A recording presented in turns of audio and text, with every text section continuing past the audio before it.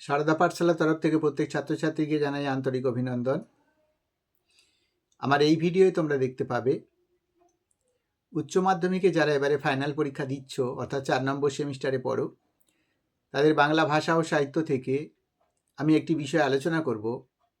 অর্থাৎ তোমাদের যে প্রশ্ন আসবে পরীক্ষায়, মডেল প্রশ্ন অনুযায়ী সেই প্রশ্নের ধারায় 6-এর দাগে তোমরা দুটো রাইটিং স্কিল পাবে। অর্থাৎ একটা লিখতে হবে, দুটো অপশন সেখানে পাবে তোমরা। তো সেই দুটোর মধ্যে একটা হচ্ছে যে তোমাদের রচনা লিখতে দিতে পারে।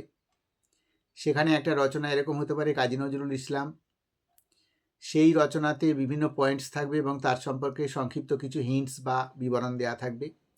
তোমাদেরকে সেটা অনেক বড় করে বা বিস্তৃত আকারে লিখতে হবে।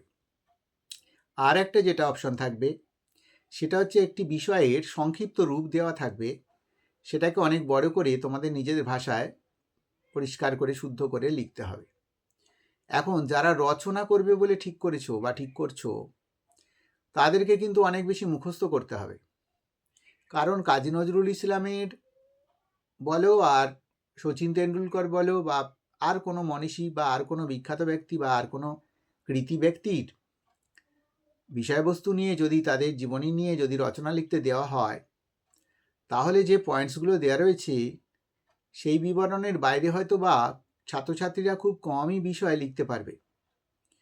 কারণ খুব বেশি তাদের সম্পর্কে, অনেকজনের সম্পর্কে অন্তত খুব বেশি জানা তোমাদের পক্ষে সম্ভব নয়। আর সেটাকে সাল তারিখ অনুযায়ী সব কিছু তাদের কৃতকার্যতা মনে রাখাও সম্ভব নয়, যদি না সেটাকে বিশেষ করে গুরুত্ব দিয়ে পড়ে যাওয়া হয়।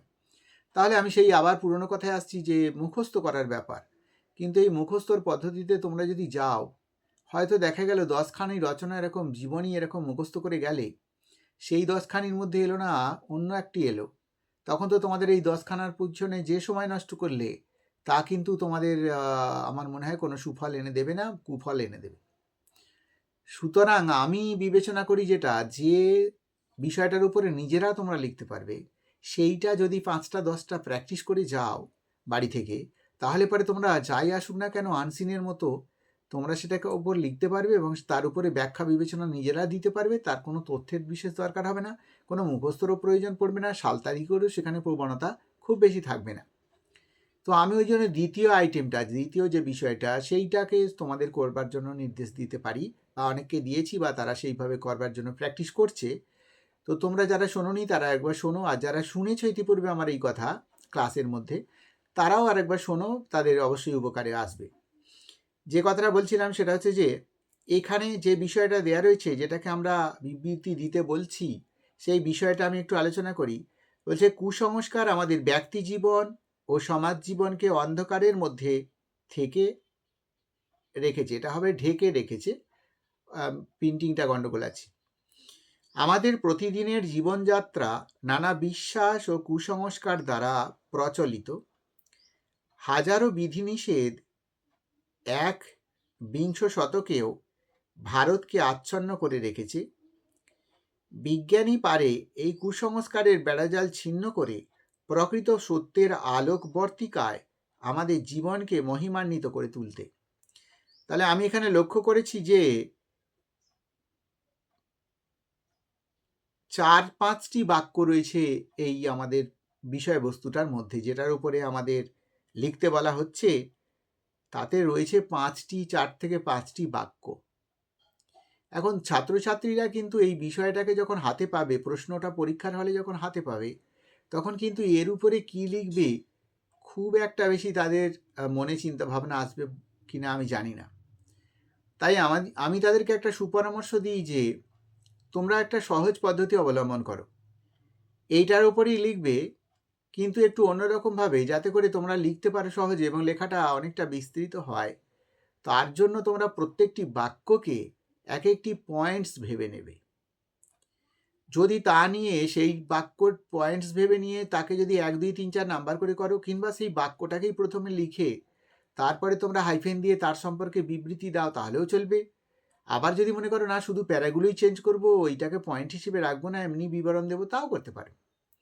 কিন্তু লেখাটা তোমাদের অনায়াসে অনেকটা বড় লেখা যাবে। তোমরা হঠাৎ করে মনে করবে না 4টে বাক্য লেখার পর আর কি লিখবো, খুঁজে পাচ্ছি না কিছু, এইটা হবে না। যেমন ধরো, প্রথম বাক্যটা আছে, কুসংস্কার আমাদের ব্যক্তি জীবন ও সমাজ জীবনকে অন্ধকারের মধ্যে ডুবিয়ে রাখে। আমরা জানি যে কুসংস্কার একসময় মানুষের মধ্যে এসে উপস্থিত হয়েছে মানুষের নানান ভয়, ভীতি এবং দুর্বলতার সুযোগ নিয়ে। মানুষ বিভিন্ন ক্ষেত্রে অত্যন্ত দুর্বল হয়ে পড়ে এবং ভয় পায়, আর যখনই এইগুলো মানুষের উপর ভর করে তখনই মানুষ সংস্কারের ব্যাপারটাকে তুচ্ছ করে কুসংস্কারকে বেশি গুরুত্ব দেয়। এই কুসংস্কার আমরা দৈনন্দিন জীবনে প্রচুর পরিমাণে অতিবাহিত করি বা সেটাকে আমরা পালন করে চলি। কখনোই বিজ্ঞানের সমাধান দ্বারা সেইটিকে দূরীভূত করবার চেষ্টা করি না। আমাদের মধ্যে থাকে কুসংস্কারকে প্রশ্রয় দেওয়ার একটা প্রবণতা। এমনকি অত্যন্ত শিক্ষিত ব্যক্তিও অনর্গল বা অবিরত কুসংস্কারকে গুরুত্ব দিয়ে চলেছে এবং কুসংস্কারকে প্রশ্রয় দিয়ে চলেছে, এই কথা বলা যায়। তাহলে তোমরা এই যে আমি একটা বাক্যের উপরে তোমাদের 5টা 7টা বাক্য যেটা বলে গঠন করে দিলাম, সেইটা এরকমভাবে তোমরা ওই বাক্যটার উপরে যা যা মনে আসে তাই লিখবে। এর পরের বাক্য যেটি রয়েছে, আমাদের প্রতিদিনের জীবনযাত্রা বিশ্বাস কুসংস্কার দ্বারা পরিচালিত। এবার সেখানে গিয়ে কি লিখছো?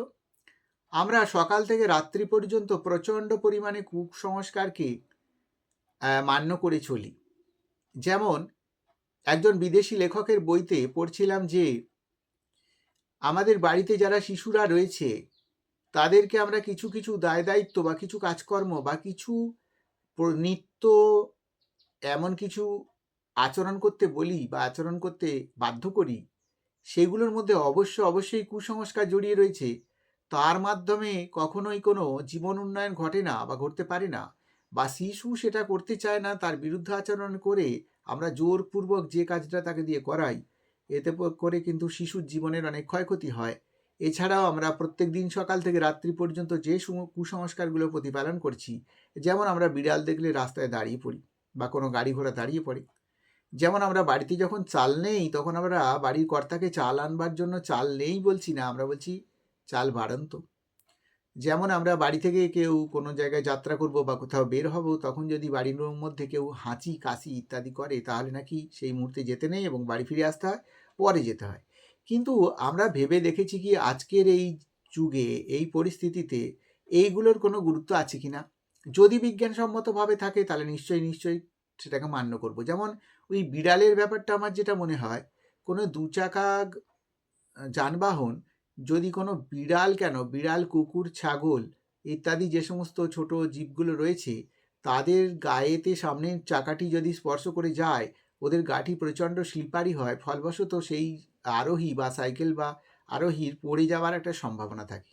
সেই জন্য সেই জীবগুলো যদি রাস্তা ক্রস করে বা রাস্তা টপকে যায় তাহলে তুমি সাবধান হওয়ার জন্য দাঁড়িয়ে পড়ো। তার জন্য একটা খারাপ বা কুসংস্কারকে জুড়িয়ে দিয়ে বা একটা অন্য মন্তব্য বা ফলাফলকে জড়িয়ে দিয়ে এইভাবে যে প্রচার হয়েছে, এটা কিন্তু তাহলে শুধু বিড়ালের ক্ষেত্রে নয়, তাহলে ছাগল, তারপরে শেয়াল, তারপরে হচ্ছে কুকুর ইত্যাদি সবার ক্ষেত্রেই এটা যদি বলে প্রযোজ্য করা হতো তাহলে বিজ্ঞানটা কিন্তু স্পর্শ পেত। কিন্তু বিড়ালকে একটু অন্য চোখে সকলে দেখে বলে বিড়াল নামক জীবটিকে, সুতরাং সেটিকে কুসংস্কারের আওতায় নিয়ে আসে বা ভয় ভীতিজনিত একটা ব্যাপারকে গুরুত্ব দেওয়া হয়। এরপরে 3 নম্বরে বাক্যে বলা হয়েছে, বিজ্ঞানই পারে এই কুসংস্কারের বেড়াজাল ছিন্ন করতে। হ্যাঁ, আমরা জানি যে আমরা প্রতিদিন বিজ্ঞানের উপরে ভর করে জীবনের অনেক কিছু কর্ম সাধন করি।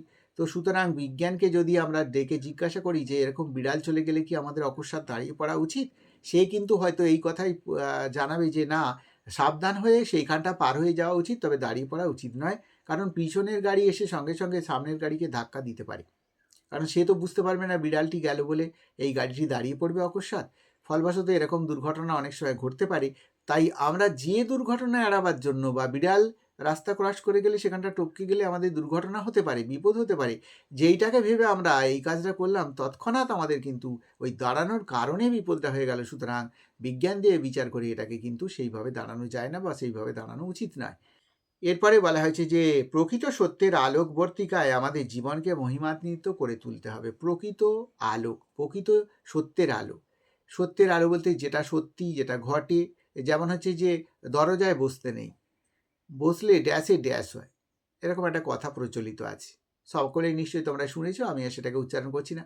তো এখন যখন শিশুরা বা ছোট ছেলেরা যখন খেলা করে, ছোট ছেলেমেয়েরা দরজার উপরে, তখন বাড়ির লোকজন ওই দরজা অতিক্রম করে ভিতরে প্রবেশ করা বা বাইরে বেরোনোর অসুবিধা হয়। তখন তাকে এই কথাটি বললে সে তৎক্ষণাৎ সেখান থেকে ভয়ের প্রসঙ্গে সরে যায়, এবং তার এই সরে যাওয়াটা আমাদের যাতায়াতের পথে অত্যন্ত ভালো হয় বা উন্মুক্ত হয়। সেই জন্যে হয়তো এই কথাটি বলা।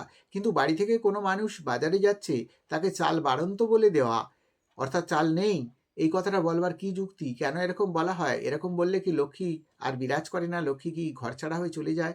কি কুসংস্কার তাদের মধ্যে রয়েছে, সেইটাকে দূর করা উচিত, এবং এরকম ধরনের কথা আজকে আর বলা উচিত নয়। বা স্বামী বা কিংবা শ্বশুরমশাইয়ের নাম যদি সেরকম কিছু হয় যা সমাজে ব্যবহৃত দ্রব্য সামগ্রীর সঙ্গে সমান, যেমন হচ্ছে যে পঞ্চানন, সেখানে 50 কথাটা বলা যাবে না, বা কালীপদ, সেখানে কালী বা কাল বা ইত্যাদি কথাগুলোকে উচ্চারণ করা যাবে না। সেইখানে অনেক অসুবিধা হয়, এবং তাদের দ্বারা অন্য কাউকে কোনো কথা বোঝাতে বেশ অসুবিধার সম্মুখীন হয়, বা সমাজে অনেক বাধাবিঘ্ন এসে পৌঁছয়। সুতরাং সেই কুসংস্কারগুলোকে দূরে সরিয়ে দিয়ে আমরা যদি সুন্দরভাবে সত্যের পথে চলি বা বিজ্ঞানকে অনুসন্ধান করে চলি, তাহলে আমাদের জীবন আরও মসৃণ হবে, সুন্দর হবে, একথা আমরা বলতে পারি। বলে তাহলে আমি যেই ব্যাখ্যাটা দিলাম, এত কথা যে বললাম, 4-5টা পয়েন্ট করে যে আলাদা আলাদা করে বিভাজন করে বললাম, তোমরাও যদি এরকম করে বিষয়গুলোকে তুলে নিয়ে প্রত্যেকটা থেকে বাক্য থেকে এক একটা পয়েন্ট স্বরূপ ভাবনা চিন্তা করে তার উপরে 5টা-6টা করে বাক্য লিখবার চেষ্টা করো, তাহলে দেখবে তোমাদের 5-6-30টা বাক্য বা একটা বড় ফুলস্কেপ কাগজের 1 পাতার মতো হয়ে গেছে, যেটা কিন্তু আমাদের 10 নাম্বারের প্রশ্নের উত্তরের জন্য 1 পাতা বা 1 পাতার একটু বেশি আমাদের প্রযোজ্য, এবং সেটা তোমাদের কার্যকরী হয়ে যাবে এবং তোমাদের লেখাটা সফল হবে। এই বলে এই ভিডিও শেষ করছি। এছাড়াও তোমাদের যদি পরীক্ষার প্রয়োজনীয় কোনো কিছু ভিডিওর প্রয়োজন হয় বা কোনো কিছু তোমরা জানতে চাও, আমাকে কমেন্টে জানাও। আমি অবশ্যই সেটা তোমাদের সামনে তুলে ধরবার জন্য অন্য ভিডিও নিয়ে আসবো। এই কথা বলে আজকের ভিডিও শেষ করলাম।